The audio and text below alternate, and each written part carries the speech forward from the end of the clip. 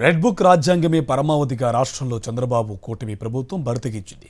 సినీ నటుడు పోసాని కృష్ణమురళిపై కక్ష సాధించడం కోసం నిబంధనలకు తిలోదకాలు వదిలింది. తమను అడిగేవారే లేరని, ఎవరైనా ప్రశ్నిస్తే అంతు చూసేదాకా వదలమన్నట్లు వ్యవహరిస్తోంది. పోలీసులను అడ్డం పెట్టుకుని కక్ష సాధింపుకు పాల్పడుతుంది.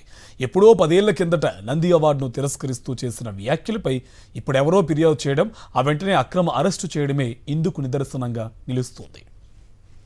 ఈ అనౌన్స్మెంట్ రాగానే నేను షూటింగ్లో ఉన్నా, అమ్మా టెంపర్కి వచ్చింది, సూపర్. అందరు ఫోన్లు, అన్నా నీకు జెన్యున్కి వచ్చిన అవార్డు.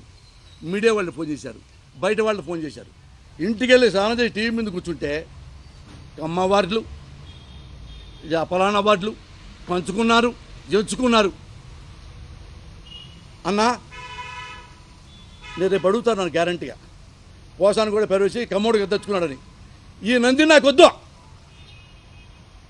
ఈ నంది నేను క్యాన్సిల్ చేసుకుంటున్నా, ఎవరిని తిరస్కరిస్తున్నా. వినమ్రంగా ఇలాంటి నీచమైన పద్ధతిలో నందులు తీసుకునే కర్మ నాకు లేదు, ఆ సంస్కారం నాకు లేదు.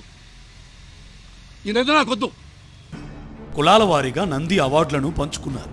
చంద్రబాబు హయాంలో కులాలను బట్టే పంపకాలు జరిగేవి. అవార్డుల కమిటీలో 12 మంది సభ్యులుంటే వారిలో 11 మంది కమ్మ కులస్తులే.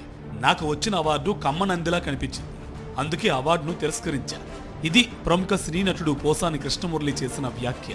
ఎప్పుడో 2015లో చేసిన ఆ వ్యాఖ్యలపై తాపీగా 10 ఏళ్ల తర్వాత టీడీపీ కూటమి ప్రభుత్వం కేసు నమోదు చేసి అరెస్టు చేయడం విభ్రాంతికరం.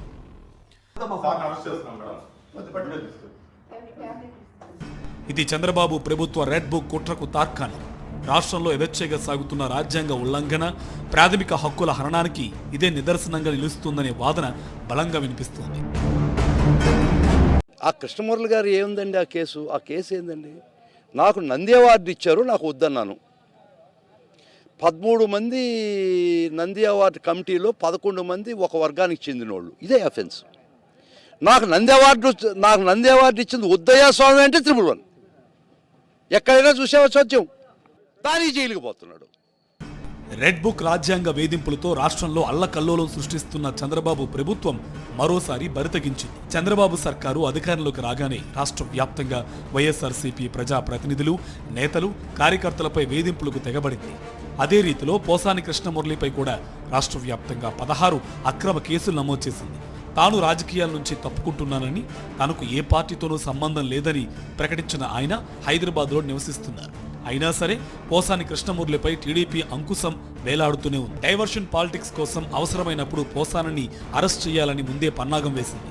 సూపర్ 6 హామీలు అమలు చేయకపోవడంతో కూటమి ప్రభుత్వంపై సర్వత్రా వెల్లువెత్తుతున్న ప్రజా వ్యతిరేకత నుంచి ప్రజల దృష్టి మళ్లించడంతో పాటు చంద్రబాబును అవమానించడంతో ఫైబర్నెట్ కార్పొరేషన్ చైర్మన్ పదవికి జీవీరెడ్డి రాజీనామా ఉదంతం నుంచి టీడీపీ శ్రేణుల దృష్టి మళ్లించేందుకే పోసాని అక్రమ అరెస్టు కుట్రను హఠాత్తుగా తెరపైకి తెచ్చింది. 2015లో పోసాని కృష్ణమురళి చేసిన వ్యాఖ్యలను తాను ఇటీవల సోషల్ మీడియాలో చూశానని అన్నమయ్య జిల్లా ఓబులవారిపల్లెకు చెందిన జోగినేని మణి ఈ నెల 24న పోలీసులకు ఫిర్యాదు చేయడం, ఆ వెంటనే పోలీసులు పోసానపై కేసు నమోదు చేయడం, హైదరాబాద్లో బుధవారం అరెస్టు చేసి అర్ధరాత్రి తరలించడం, అదంతా పక్కా పన్నాగంతో చకచకా పూర్తి చేసి రెడ్ బుక్ రాజ్యాంగ వేధింపుల కుట్రకు బరితెగించారు.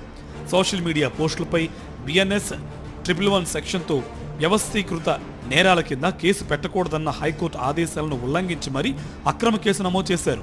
BNS 111 సెక్షన్తో పాటు 196, 353(2) తదితర సెక్షన్ల కింద FIR నమోదు చేయడం ప్రభుత్వ కుతంత్రానికి తార్కాణంగా కనిపిస్తుందంటున్నారు రాజకీయ విశ్లేషకులు.